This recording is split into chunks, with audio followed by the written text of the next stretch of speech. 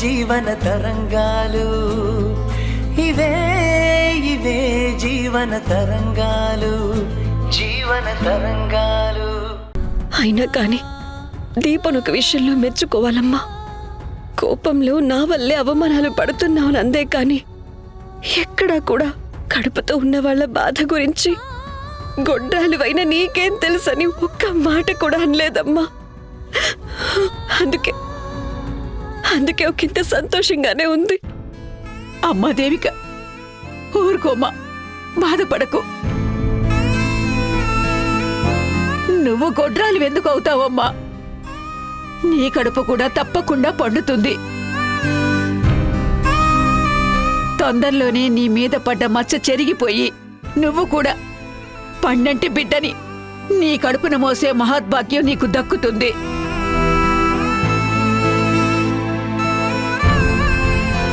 నిరాశ పడకమ్మా, నువ్వు ధైర్యంగా ఉండు.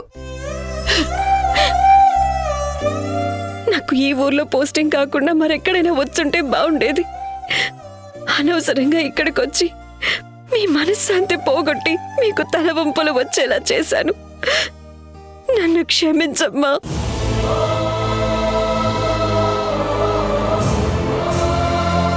నాకు దోషముందని ఆ పూజారి చెప్పడం వల్లే ఈ పెళ్లి ప్రస్తావన వచ్చింది. ఇన్ని ఊహించని సంఘటనలు జరిగాయి. దీనంతటికీ కారణం నేనే దేవిక. నువ్వు అత్తయ్య నన్ను క్షమించాలి. బాబు, తప్పు మీ వల్ల జరిగిందనడం మీ సంస్కారం. కాని ఎప్పుడు ఏం జరగాలన్నది ఆ పైవాడి ఆజ్ఞ.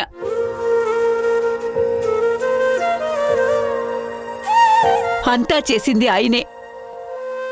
ఇందులో నువ్వు చేసిన తప్పు గాని దేవిక చేసింది గాని ఏదీ లేదు. ఇలాంటి విపత్కర పరిస్థితుల్లో నా బిడ్డ వ్యక్తిత్వాన్ని ఇసుమంతైనా అనుమానించకుండా కొండంత అండగా నిలబడ్డావు. ఇలాగే కలకాలం నా బిడ్డని కంటికి రెప్పలా కాపాడుకోయ్యా. దేవిక నా భార్య అత్తయ్య, నా ప్రాణం తను. సంతోషంలో తన వెనకుంటాను, కష్టాల్లో తన ముందుంటాను. ఇలాంటి నిందలు 1,00,000 పడ్డా సరే వాటన్నింటినీ ధైర్యంగా ఎదిరించి తనని అణచాలని చూసిన వాళ్ళని రుద్రకాళిలా పాతాళానికి అణగదొక్కుతుంది. అప్పుడు దీప కూడా దేవికతో తను పొరపాటుగా మాట్లాడనని ఒప్పుకుంటుంది. పోయిన దేవిక గౌరవం 2 పెరిగి మళ్లీ తిరిగి దేవిక దగ్గరకొస్తుంది. అవమానిస్తూ మాట్లాడిన నోళ్లే జేజేలు పలుకుతాయి. దేవికని వేలెత్తి చూపిన వాళ్లే చప్పట్లు కొడుతూ పూల వర్షం కురిపిస్తారు. ఇది జరిగి తీరుతుందత్తయ్య. దేవిక, వెళ్దాం పద.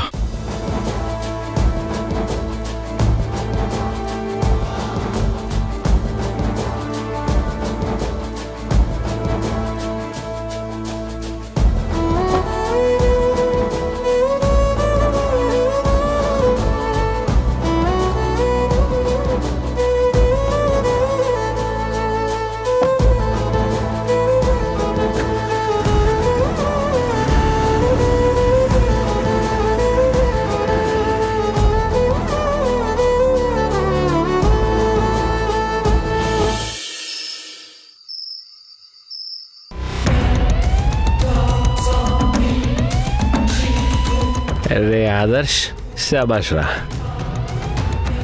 రెడ్ బుల్ తాగిన బుల్లాగా ఎగిరెగిరి పడిన ఆ కీర్తితోనే బిర్యానీ చేసి తెప్పించుకొని తింటున్నావు. ఇది తలుచుకుంటే మందు కన్నా ఎక్కువ మత్తిస్తుంది. ముందు ముందు ఇంకా దాన్ని ఎలా ఇబ్బంది పెట్టి ఆనందించాలో బాగా ప్లాన్ చేయి. దాని పొగరంతా అణిచేయి.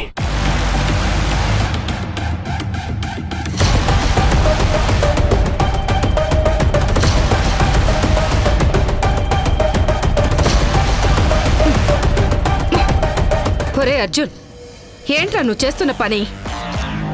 వేళపాల లేకుండా ఇక్కడే తప్ప తాగి తింటూ ఉంటావా? ఎప్పుడో తెల్లారితే కానీ ఇంటికి రావట్లేదు. ఇన్ని చెడు అలవాట్లుంటే నీకు పెళ్ళెలా అవుతుందిరా? పెళ్ళి తప్పకుండా అవుతుందమ్మా. చెప్పాను కదమ్మా, దిగులే పెట్టుకోవద్దని. ఇలా కోపపడి నా ఎంజాయ్మెంట్ అంతా చెడగొడుతున్నావు అమ్మ. నువ్వు ఇంటికి వెళ్ళు, నేను వచ్చేస్తాను. ఒరే, మూర్ఖుళ్ళ మాట్లాడకరా. ఎదిగిన కొడుకు ప్రయోజకుడయ్యి పెళ్లి చేసుకుని పిల్ల పాపలతో సంతోషంగా ఉంటే చూడాలన్న కోరికరా మాది. మా బాధ నీకెందుకు అర్థం కావట్లేదురా? నీ తోటి వాళ్ళందరికీ పెళ్లిళ్ళైపోయి లైఫ్లో సెటిల్ అయిపోయారు. నువ్వు మాత్రం ఇలా చెడు అలవాట్లతో సహవాసం చేస్తున్నావు. ఇలా అయితే మా కోరిక జన్మలో తీరదు. అమ్మా, ఆ కీర్తి నీ కోడలుగా తెస్తానని చెప్పాను కదమ్మా. నువ్వేం బాధపడద్దు. తొందరలోనే పెళ్లి డేట్ ఫిక్స్ చేసుకుందామమ్మా. రే, ఆ అమ్మాయి లెక్చరర్గా పనిచేస్తుందిరా. ఆ అమ్మాయిని పెళ్లి చేసుకోవాలని ఎంతో మంది పోటీ పడుతున్నారు. అలాంటి అమ్మాయి నీలాంటి వెధవని పెళ్లి చేసుకుంటుందని ఎలా అనుకుంటున్నావు? ఆ అమ్మాయి నిన్ను కన్నెత్తి కూడా చూడదని నాకు తెలియదనుకున్నావా? నీ అబద్ధపు మాటలు నమ్మడానికి నేనేం అమాయకురాల్ని కాదు. పిచ్చమ్మా, అది నన్ను కన్నెత్తి చూడటం కాదు, కమ్మగా బిర్యానీ చేసి నా కోసం తెచ్చింది. ఇది చూడు, ఇదిగో ఈ బిర్యానీ కీర్తి స్వయంగా వండి నా కోసం తీసుకొచ్చి మరీ ఇచ్చింది. కావాలంటే నువ్వు కూడా తిని చూడు, టేస్ట్ అదిరిపోయింది. మందు మత్తులో నోటికొచ్చినట్టు మాట్లాడుతున్నావు. నీ మాటలు నేను నమ్మను. హోటల్ బిర్యానీ తెప్పించుకుని ఆ కీర్తి చేసిందని అబద్ధం చెప్తున్నావు. నీ మీద ఒట్టమ్మా, నేను కాలితో చూపిస్తే నెత్తి మీద పెట్టుకొని చేస్తుంది. నేను ఎంత అంటే అంత. ఒరే, నువ్వు ఇంతగా పదే పదే ఆ కీర్తి గురించే మాట్లాడుతుంటే ఆ కీర్తి విషయంలో నువ్వేదో తప్పు చేస్తున్నావని నాకు భయంగా ఉంది. నిజం చెప్పు, నువ్వే తప్పు చేయట్లేదు కదా?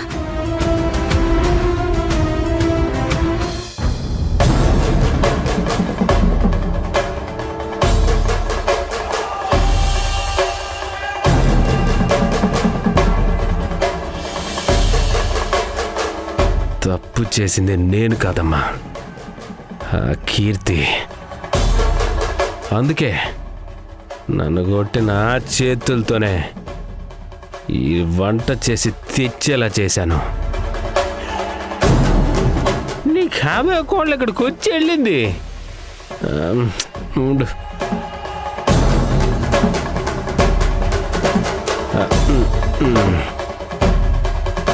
తీసుకు చూడు.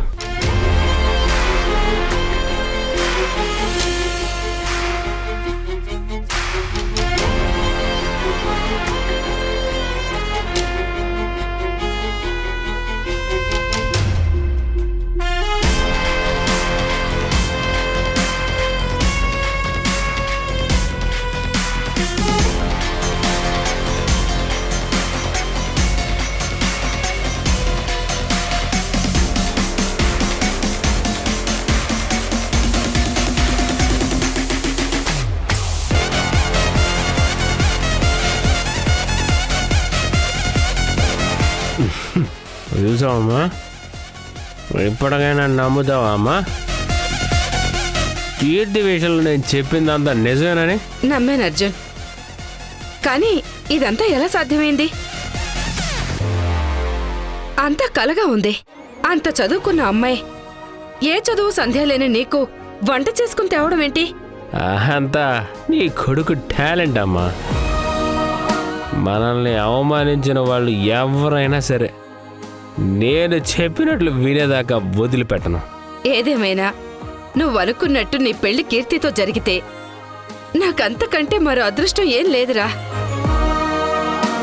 నేను మీ నాన్న కలిసి ఆ కీర్తి వాళ్ళ ఇంటికి వెళ్ళి సంబంధం మాట్లాడి వస్తాం. అమ్మా, తొందరపడకు, దానికి ఇంకా టైం ఉంది. నేను పద్ధతిగా ఓ ప్లాన్ మీద వెళ్తున్నాను. నువ్వు వచ్చి దాన్ని చెడగొట్టద్దు. మీరు అసాధ్యం అనుకున్న దాన్ని సాధ్యం చేసి చూపెట్టాను. నువ్వు ఇంటికి వెళ్ళి హ్యాపీగా పడుకో. అలాగే నాన్న, తొందరగా వెళ్ళి మీ నాన్నతో ఈ విషయం చెప్పాలి. తను కూడా సంతోషిస్తారు. నువ్వు తాగడం ఆపేసి ఇక్కడే తొందరగా పడుకో. ఉదయాన్నే ఇంటికి వచ్చేసాయి. జాగ్రత్త నాన్న. ఓకే అమ్మా, హ్యాపీగా వెళ్ళరమ్మా. కీర్తి వెట్స్ ఆదర్శ్, జెండా ఆదర్శ్.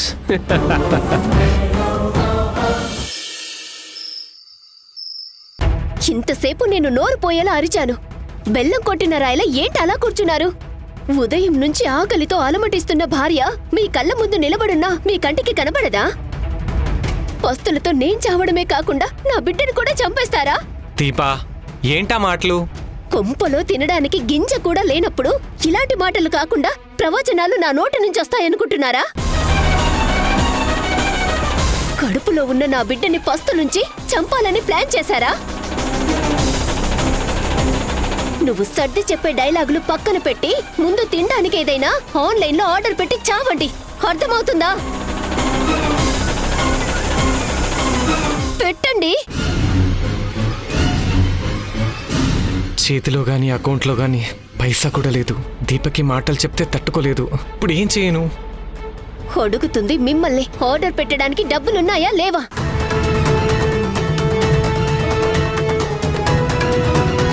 ముద్దులా నిలబడ్డారేంటి? చెవులు పోయాయా? దీపా, ఆవేశపడకు. నువ్వు తినడానికి తీసుకొస్తాను. రెస్ట్ తీసుకో. వెళ్తానని చెప్పి ఇక్కడే నిలబడ్డారేంటి? ఓ, అర్థమైంది. మీ జేబులో గాని అకౌంట్లో గాని నయా పైసా కూడా లేదు, అంతేనా? అదేం కాదు దీపా. ఇక చాలు. తిండి విషయంలో కూడా అబద్ధం చెప్పాలని చూడకు. మీరెలాగూ సంపాదించలేరు.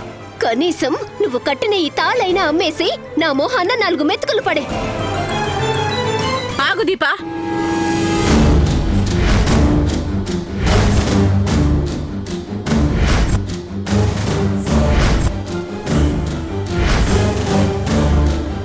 ఏంటి దీపా నువ్వు చేస్తున్న పని? మెడలో మంగళసూత్రం తీయడం భర్త కరిష్టమని నీకు తెలీదా? పచ్చని పందిట్లో నా మెళ్ళో 3 ముళ్ళు వేసి 7 అడుగులు నడిచి కష్ట నష్టాల్లో నా నీడలాగా తోడుగా ఉంటానని ధర్మేచ అర్థేచ కామేచ మోక్షేచ నాతి చెరామి అని అగ్ని సాక్షిగా ప్రమాణం చేసిన నా భర్త ఇప్పుడు నాకు నా కడుపులో ఉన్న బిడ్డకు ఒక్క పూట కూడా తిండి పెట్టలేని అసమర్థుడిగా ఉన్నాడు.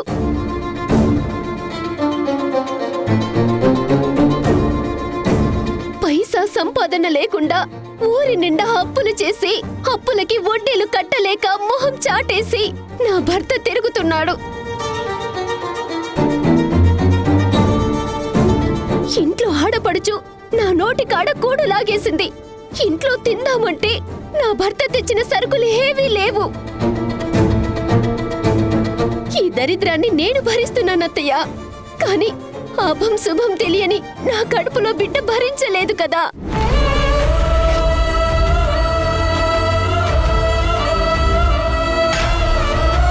ఆ దేవుడు నా నుదుటి రాత ఇంతే అని రాశాడు. కాని నా బిడ్డ పస్తులుండకూడదని నా మెళ్ళో కట్టిన ఈ తాలిబొట్టు నమ్మేసి తినడానికి ఏదైనా తీసుకురమ్మని చెప్పి తీయబోతున్నాను. తప్పంటారా అత్తయ్య? లేదంటే మీ సుపుత్రుడు కట్టిన తాళిబొట్టు తీయకుండా పస్తులుండి చావమని సర్ది చెప్పడానికి వచ్చారా? దీపా! మహేష్,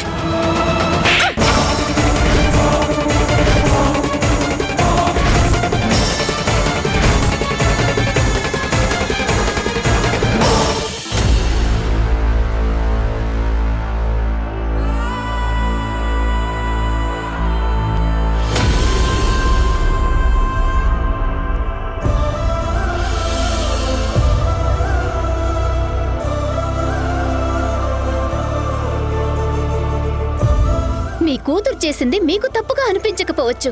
కానీ ఆ తప్పుకు పర్యవసనాలు కడుపులో ఉన్న నా బిడ్డ మీద కూడా పడుతున్నాయన్నదే నా బాధంతా. అది మీకు అర్థం కావట్లేదు. నేనే మిమ్మల్ని అడుగుతున్నాను. నిప్పు లేనిదే పొగొస్తుందంటారా? దేని గురించి అతిగా ఆలోచించకు దేవిక. మన టైం బాగాలేనప్పుడు ప్రతిదీ మనకు నెగిటివ్గానే జరుగుతూ ఉంటుంది.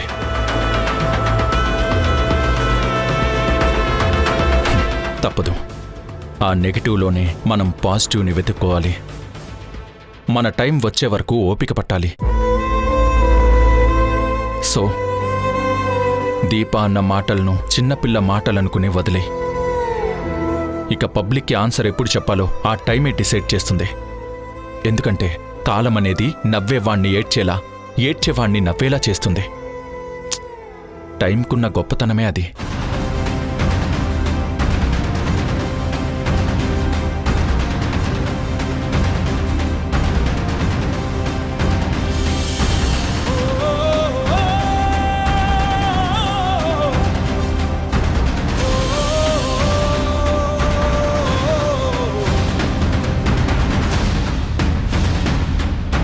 కారు ఆపండి.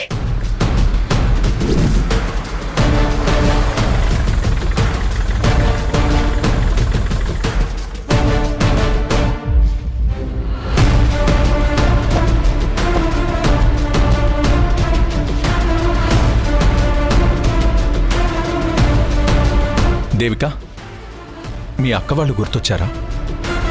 ఒక స్వీట్ బాక్స్ తీసుకోండి. ఇప్పుడు స్వీట్స్ దేనికి? మనమంతా సాడ్ మూడ్లో ఉంటే sweets తెమ్మంటావేంటి Devika? Please చెప్పించేయండి. Okay.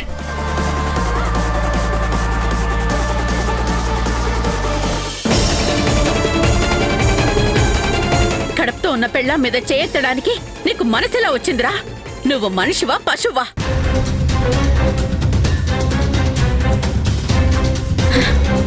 Deepa, నేనుండగా నీకెలాంటి ప్రమాదం రానివ్వను.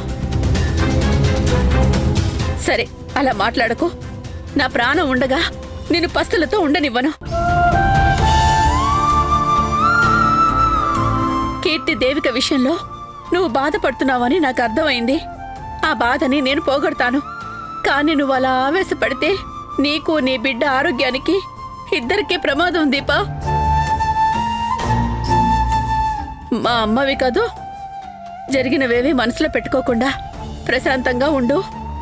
నేను నీకు భోజనం తీసుకొస్తాను. చాలమ్మా, చాలు.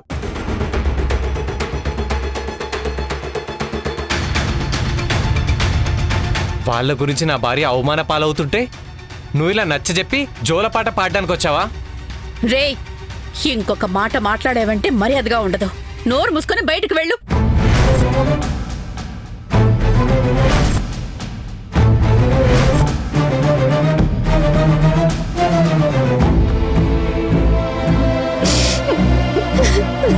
ఏడవక దీపా, ఒక్క 10 నిమిషాలు ఓపిక పట్టు. నేను వెళ్ళి అన్నం తీసుకొస్తాను. మా తల్లివి కదూ, నా మాట విను దీపా. అత్తయ్య, తొలి కాన్ పని పూర్తి కలలు కన్నాను. కానీ ఇలా బిడ్డ కడుపులో ఉండగానే కనీసం తిండి పెట్టలేని అసమర్థపు తల్లిగా మిగిలిపోయాను. ఇంతకంటే ఘోరం ఇంకొకటి ఉంటుందా అత్తయ్య? మీరే చెప్పండి. అనవసరమైన భయాలు పెట్టుకోకు దీపా. అమ్మలా నిన్ను చూసుకుంటానని చెప్పాను కదా. బిడ్డ గురించి బెంగ పెట్టుకోవద్దు. చిన్న ఇబ్బంది కలిగిందని నిరాశ పడిపోవద్దు. నీకు నీ బిడ్డకు ఏమీ కాదు. నిరాశ కాదత్తయ్య, అంతకు మించి భయం పట్టుకుంది. ఆ దేవిక గారి విషయంలో ఎన్ని అవమానాలు, అనుమానాలు ఎదుర్కోవాల్సి వస్తుంది. నా బాధలు చెప్పుకోవడానికి సమయానికి మా అమ్మ కూడా నా దగ్గర లేదు.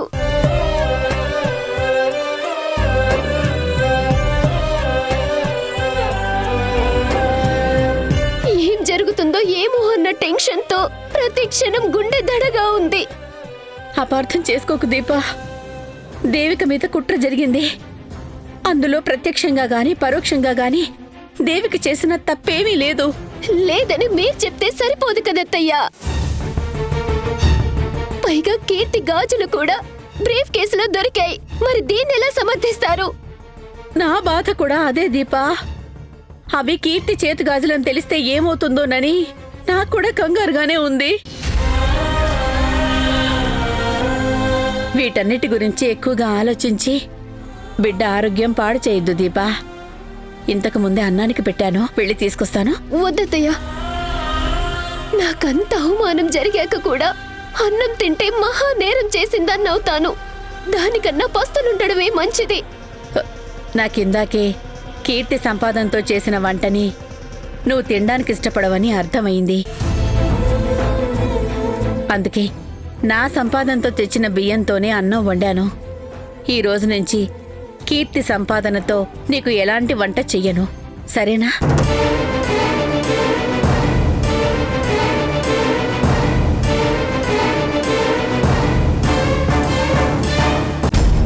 తిను దీపా, తిను దీపా.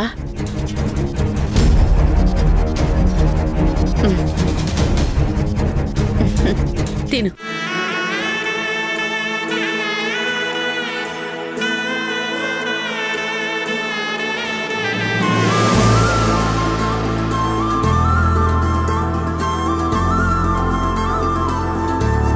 నువ్వెవరి గురించి ఆలోచించొద్దు. నీకు డెలివరీ చేయించి నీ బిడ్డను నీ చేతుల్లో పెట్టే బాధ్యత నాది. నువ్వు ధైర్యంగా ఉండు. తిను.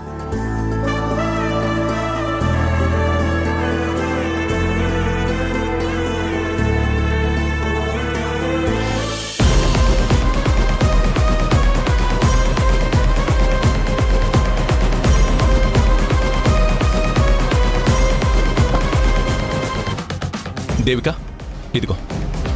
థ్యాంక్స్. మీరు క్యాబ్ బుక్ చేసుకుని ఇంటికి వెళ్ళండి. నేనా? అది కాదు. మీరు వెళ్ళండి. ఆగు. దేవిక, దేవిక, దేవిక.